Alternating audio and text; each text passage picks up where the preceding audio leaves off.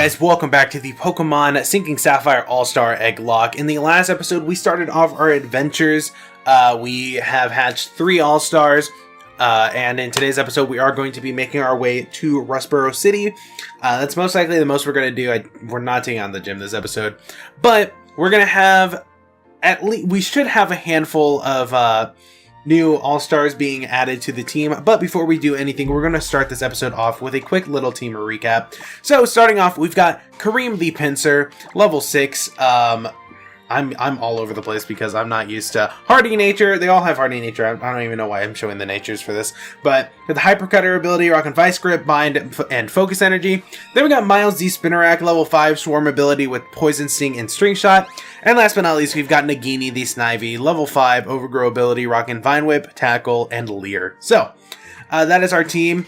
I guess we're going to figure out if giving them all Hardy Nature was a mistake or not, or if I should have given them the best nature they could use. But honestly, for me, it wouldn't have mattered either way. So we're going to be starting this episode off with a new encounter. We're going to be getting our encounter here, which will be a new All-Star member. So, got a Temple. Ooh, that's easy to catch. It should be. I didn't do any grinding in between episodes because I felt like we should be fine. None of our team members are weak to any of the Pokemon we're going to be seeing out. Well, actually, the scariest thing will be running into a Tailo, which one of these trainers does have a Tailo, but maybe this encounter will be something we can actually use against a Tailo, something super effective, or at the very least, something that's not weak to a Tailo, because a Tailo that's a higher level than my team with Peck and most likely Focus Energy will destroy us, so I do have to be careful in that aspect. So, you know, we're going to be starting this off with a good encounter, so I can't be too mad about it. I am still recording this ahead of time. I'm actually recording this before I record the episode of Mystery Dungeon that should be going up today. Tomorrow. Today is Wednesday night, the 13th. So, hopefully I'm going to be able to record that Mystery Dungeon. But, you know, I actually just got an AC, like a portable little AC unit. Unfortunately, it had to be right next to my window. Well, my desk is right next to my window, so my green screen doesn't fit. So I had to pick up the AC and lay it down on my bed. But I can't take the hose off of it because it's a really pain in the ass thing to like take off and put back on. So I just had to put it up while the hose was up. And yeah, so it's just kind of chilling on my bed. The hose is kind of like wrapped around. And yeah, so that's my life now whenever I have to record with the green screen, which kind of sucks, but you know what? It is what it is for the content, so it's worth it. Anywho, we are going to have a level 6 Pokemon, I believe. Yeah, so we're going to be, once again, randomizing a Pokemon from box number 3, and it'll be Pokemon number 24, 324. All right, 6, 9, it should be this one? Yeah, 6, 12, 18, 24. Yeah. All right. So, again, these guys should be hatching the second I walk one step. A few in the 6 box might not because I put them in late. They were some of the last ones to be put in. They're from the Y-Chain Monologue. So, let's see what this bad boy is going to be. Please be something good. Please. Ah, God. Okay. Well, I can't be mad about it, so I guess we can take a quick look at the history of the All-Star that is Igglybuff. So, we have had 2 Igglybuffs before, 2 Wigglytuffs in the past. We had ID Craze, I believe it was a Wigglytuff, I think we caught it as an Igglybuff actually, in the Pokemon Fire Red Omega Wedlock way back when. That was a long ass time ago. That was back when D-Craze was still ID Craze. And then we also had Cheeks, the Wigglytuff in the Pokemon Fire Red and Leaf Green Stone Link, I believe. I believe they were part of the last playthrough. I think they went to the Elite Four with us. They might have lived.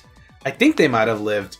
They might have died. I think we lost 1 or 2 pairs at the very end, but I guess if I'm gonna name it either of them, I'm probably gonna name it Cheeks because I'm sure there's plenty of that's not right. I'm sure there's plenty of other Pokemon we've used at some point nicknamed after Craze, most likely Charmander, and that'll most likely be what we end up naming our Charmander. So There we go. I guess I gotta go do that. And I actually, I know I'm recording all this in advance, but I have edited the first episode of the All-Star Lock, and I did kind of decide something last minute. I've been wanting to work on my abilities to actually kind of do some form of animation. So I did add, I've been making a few animations from the Pokemon Home sprites for different Pokemon, and I've been animating them to look as if they are moving around. And it's actually been a lot of fun. I've definitely been enjoying it. But basically, for the review part of this episode, or of these series, where every time we hatch a Pokemon, we're gonna see the clip of us catching the Pokemon, or possibly like using them, best moments, stuff like that. And I've put the Pokemon's sprite or model from Pokemon Home, and I've put it into like I've animated it, so it's like animating and moving around a little. Not the biggest animations, because I'm really not that good at it. But I hope you guys I hope you guys saw that, and I hope you guys actually found it a little cool, because I don't know, I've been working on doing stuff like that. It's just something like a small thing that I kind of find fun to do. It's something that I kind of want, like it's kind of something that kind of works for what I want to do in the future. So it's been a lot of fun. I've actually done a lot of Pokemon.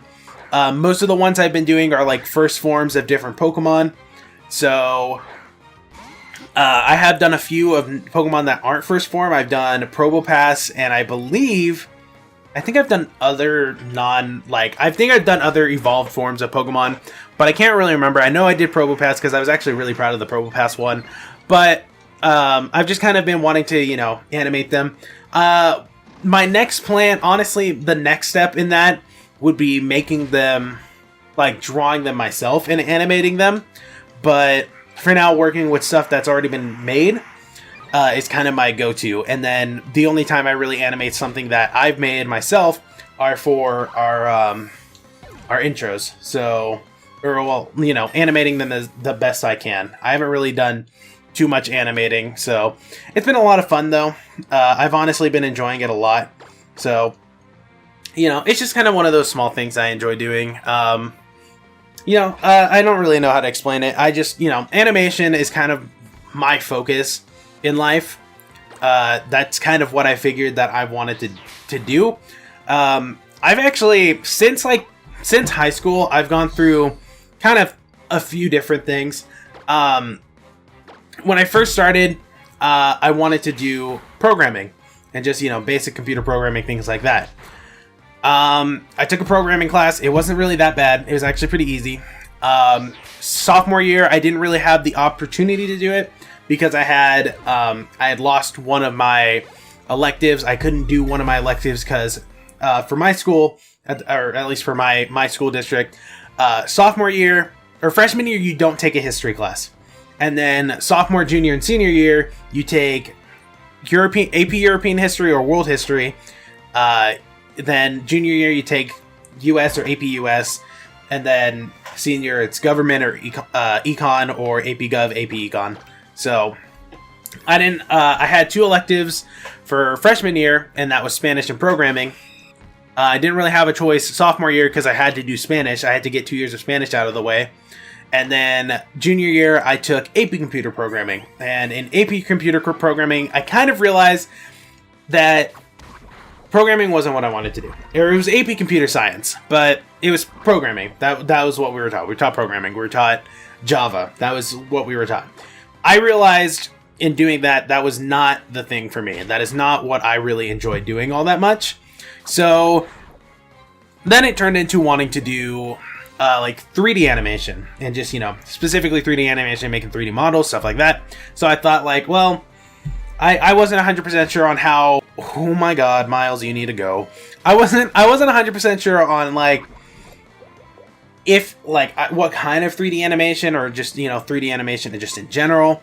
But I basically, from that point on, as soon as I decided that programming wasn't what I wanted to do, I basically mentally checked out of AP Computer Science. I still did good in the class. I actually did the work. I did understand most of it.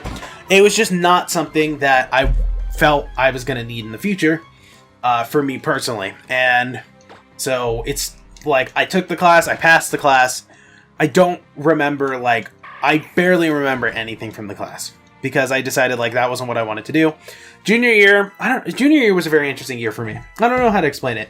I did good in the, like, obviously junior year is considered one of your more important high school years. So obviously I put in the effort. My grades didn't fall or anything. My attendance did. My junior year was the worst it had ever been for me. And honestly, I didn't even miss that many days. Compared to like most people that would miss days in my school. Like people would miss like, you know, multiple months worth of school and just not even give a shit. But on top of that, be failing their classes. Me, like I was missing the classes. I was just not going to school on certain days, and because of that, I wasn't, my grades were fine just because I had friends in every one of my classes. There was one specific friend who I had like almost all my classes with the exception of like one or two. So they would just tell me everything we did. Most of them were AP classes. Like most days, I went the full day and just went home in my before my 6th period class, which was my computer science class, just because like it was the end of the day and it wasn't something I really was focused on. The homework and like our assignments were so easy that like me and my friends were able to do them because we actually we paid enough attention that we knew how to do stuff like at the time we were there. Nowadays, like at the very least for me, I don't remember any of it, but it was enough for me to know what I was doing, do the work, and then that was like we would literally get an assignment that we would do for like 1 or 2 weeks, and then after like once you finished the assignment, you had nothing to do in that class. He didn't want you doing anything else, so he basically was like, all right, finish your assignment, send it to me, and then just keep making like random code. And for me and my friends, we were like, well, why would we do that? So unfortunately, like I would finish my work and then I would get checked out before that class started. So my attendance was awful. I remember having I had like 20 absences in just my 6th period class. That's a lot for me. That was 20 absences specifically in my 2nd semester. I don't even know how many absences I had in the 1st semester. Because I tried to apply for late start, which basically meant that senior year I wouldn't have a 1st period class, and they were like, "Hey, you've missed way too many days, so we can't give it to you. We can give it to you 2nd semester, but they look at your attendance from the semester before." And they looked at my attendance from the semester before. They brought me in. They were like, "You've missed 20 days in your 6th period class last year. Why would we give you early release and or late start?" It's like, shit. So my attendance was actually flawless, almost completely flawless my senior year. I think I missed 1 day at most, and that was just because I was like sick to the point of throwing up. It was a great time. Like I would go to school like almost like every day unless I was running a fever or I was throwing up. That was basically like what it was for us, for like me and my siblings. That's what it was. We keep going. We go to school until like we physically cannot. So, that's just kind of how our parents were with us. So, it kind of worked out. But I guess make a long story short, I went from wanting to do programming to 3D animation. So I eventually just checked out of my computer science class. Then senior year, I believe it was like towards the end of senior year, I wanted to start working on intros for YouTube and stuff like that. And I was like, hey, just regular animation is what I want to do. So that's what I decided I was going to do. I heard my garage door slam. There it is again. People are going in and out of my garage. See, that's kind of one of those things that sucks. And it's so loud, my mic just picks everything up. It is what it is, but it is. Anywho, senior year, the end of senior year, I decided okay, maybe not 3D animation, but animation in general is what I want to do. Whether it's whether it's 3D or 2D, just like any kind of animation is what I want to do. It's what I enjoy. So that's basically the story of my life. I'm sure you guys don't really. I'm sure that's not really something that you guys needed to hear, but I don't know. That's just kind of how my life is. And honestly, at this point, doing YouTube really does kind of help with the things I want to do. Animation, like when it comes to animation, you need to be able to also do things like, editing, stuff like that. So it gives me all the practice that I need for everything I need to do. And it's a lot of fun. And like, that's why I love doing YouTube so much, is that it's a hobby that also helps me practice and push forward the skills I want to like use in my life and like for my future. So, drawing and animating, that's what I want to do. So I can, work on my animations in After Effects. And I can also, draw the things I'm going to animate. So I get better as an artist, and I get better as a digital artist. I'm still learning the ropes, basically. Like, I really don't understand that much about digital art. But I do have a friend who actually is going to college for art, who, she's basically has flat out told me, like, if you ever want to, like, learn, just tell me. So, I mean, I've got plenty of friends that know, like, Ramzan, Bulbs. I've got plenty of friends that know a thing or two about digital art and things like that. So it's very nice to have them around to like help if I ever need any. And they can give me advice on how to improve and kind of find my own style. Because I honestly, I don't think I've found my own style yet. I don't even know, like to be perfectly honest with you guys, I don't understand the concept of having your own style. Obviously, like most people, they have kind of a defining thing that makes it like clear that that's them. So, stuff like that. And I know it's not like a set thing, but I don't know. It's just kind of, it's nice to be able to learn, I guess, is the way to put it. I love being able to learn more about the things I want to do in the future, especially through YouTube. So that's why, like, honestly, I don't see any point in the future for me where I'm not gonna be doing some kind of YouTube, just because, like, it's so much fun. And it helps me, grow and learn and, get better. So it's just kind of one of those really nice things that it's just a lot of fun. And, for those of you who do enjoy watching the videos, I hope it's great for you guys as well. Because, I don't know. I don't know how to explain it. I'm being very, like, 100% with you guys right now. It's kind of interesting because I really don't do that often. I feel like I don't do that often, but it's just nice to kind of, talk. It's very therapeutic, I guess, is a way to put it.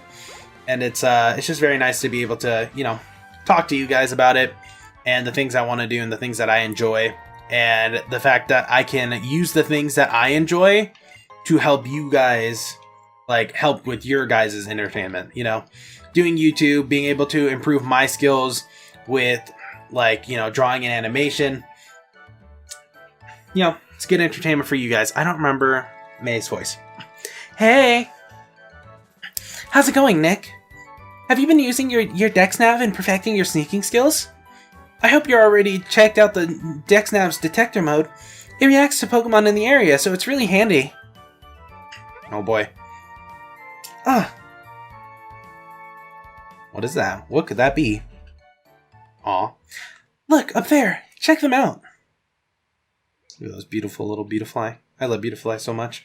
It took me almost 20 minutes just to get through Route 202. I just realized that. I'm really, I'm going at my own pace like this series, I don't want to use the speed up too much. That's kind of my thing right now. Those were Beautifly, weren't they? I'll have to check them in my Dex nav later to be sure. But wow, we already made it through Route 102, huh? I guess it's really true that time flies when you're with a friend. Oh, look, there's Petalburg already. Nick, your dad. He's the gym leader in Petalburg City, isn't he? Maybe I should try to take him out myself once I train out my Pokemon a bit more. Guess I'm off then, Nick. Let's meet up again sometime. I will definitely do that, May. Alright, I would love to look at the Dex nav right now, but I don't have time. We got stuff to do. We've got so many. We're going to have a decent amount of counters. We might not even make it to, I'll be honest with you guys, we might not even make it to Rustboro, depending on how long I decide to take my sweet time with, doing things. We've probably got another 10 to 15 minutes left on this episode, so we might just get another encounter and call it get our 2 Petalburg Woods encounters and call it an episode. Not bad. Oh wait, not bad. It was a good battle. Thank you, sir. Come back and challenge me again anytime. I'll be looking forward to seeing you and your Pokemon again when you're a bit stronger. Yes, sir. Thank you, sir. I'm gonna do special training with my Pokemon, then I'll challenge this gym again. Thank you for the battle, Mr. Norman. His voice changed 4 times over there. Why, if it isn't Nick. So you finished moving in? I see. Well, I guess we shouldn't stand around out here talking. You want to come in for a bit? We can talk in the gym. Alright, thanks, Dad. I appreciate it. You know, I sure was surprised that you managed to get here by yourself. Ah, I see you're making a good start on your team. Then I guess you're going to become a trainer like me, Nick? Now that's something to look forward to. Excuse me. I'd like to get a Pokemon, please.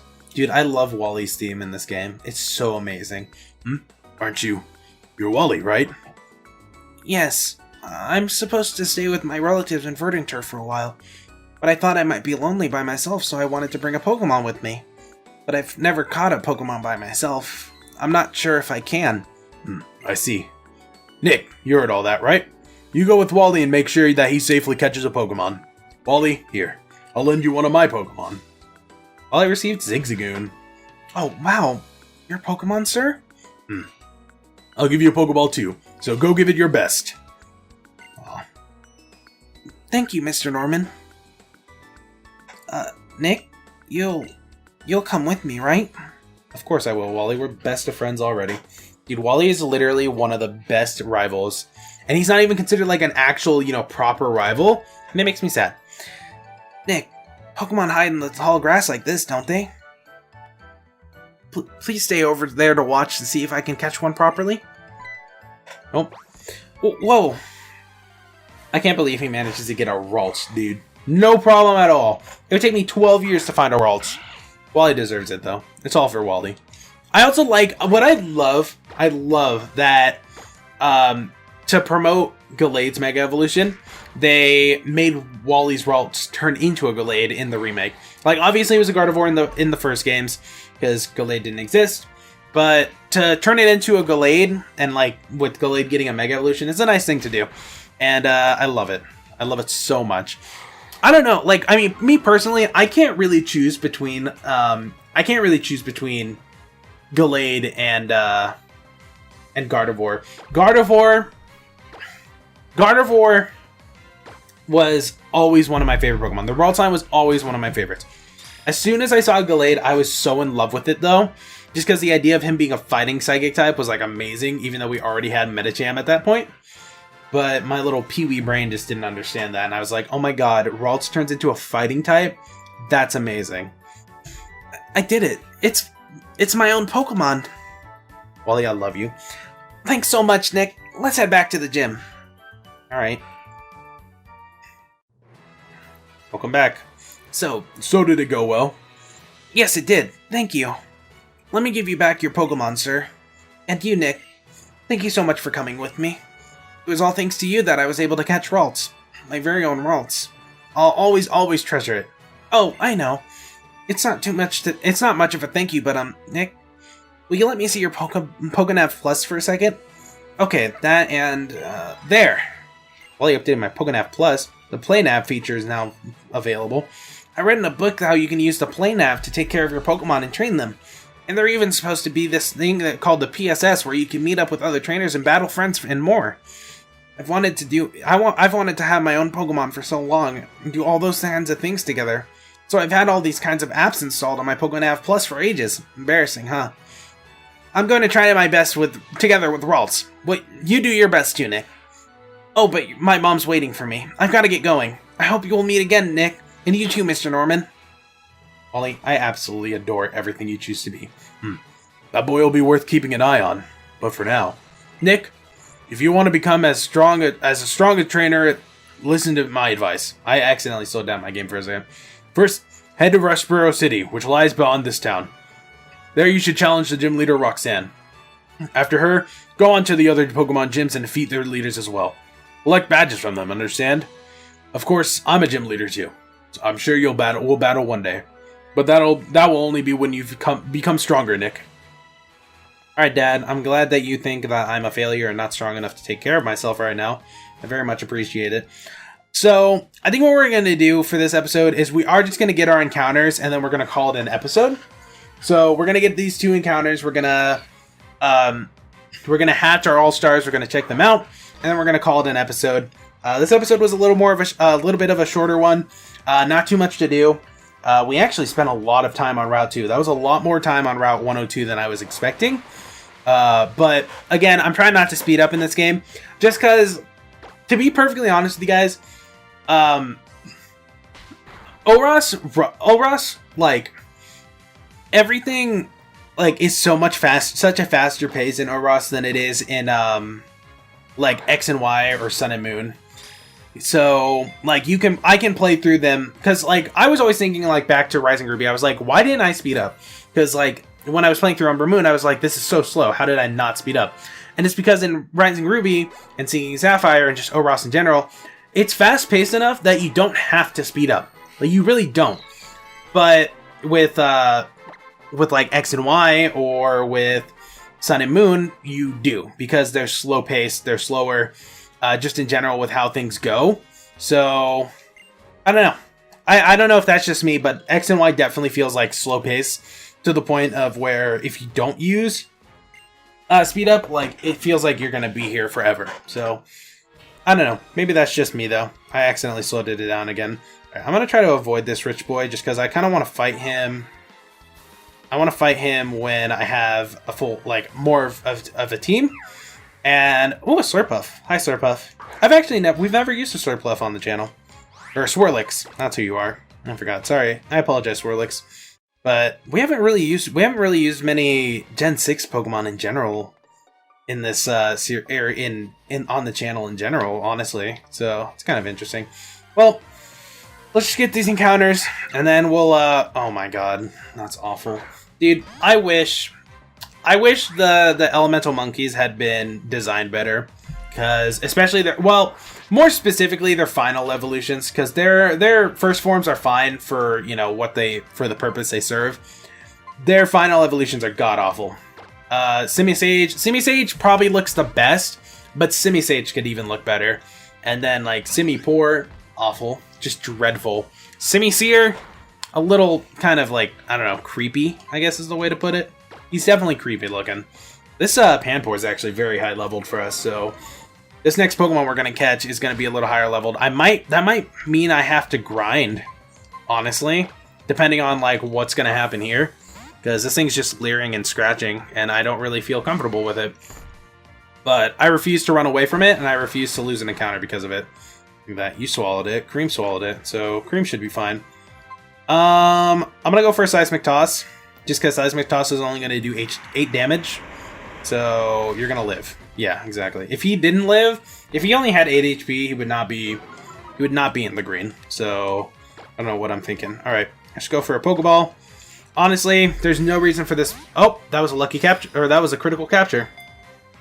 Look at that. We just got a critical capture on, of all Pokemon, a Panpour. That's disgusting. I'm really disappointed in that, but hey, if it's going to give me an encounter, I'll take what I can get. Alright. I actually like the critical captures. I think they're really cool. I think that was a nice little addition they did for those just in general, but, you know, it is what it is. I guess we're just gonna... I mean, we can hatch these Pokemon, so I'll take what I can get. Get us some new All-Stars, and this will actually bring us to a team of 6, depending on what we see. To be perfectly honest, like, whenever I do Nuzlockes, for the most part, I'm gonna keep the first 6 Pokemon I catch on my team, just for the sake of it, just because, like, it'll give us more Pokemon for just in case we need sacks. We need people to be sacked off. I think I just forgot, I just realized, we've had another Jigglypuff before. I was just thinking about that, because I said the word sack. We caught in Omega Red, we caught an Igglybuff. I think it was either Omega Red or it was Dark Violet. We caught up Igglybuff, we nicknamed it Sack, and then immediately tossed it aside. It didn't even get on the layout. So that was kind of the main thing. I think that's what I chose to do. I think I chose to do it like any Pokemon that made it on the layout, but then also there's a few obscure ones. So unfortunately, I'm not 100% accurate on when it comes to the encounter listing. So I apologize for that. But if you guys see any that we didn't like, any I missed, when it comes to nicknaming or finding ones that we actually hatched, if I miss any, then let me know. But anywho, we're going to be randomizing our next encounter, and that is going to be box number 2, Pokemon number 22. We've been getting a lot of high numbers.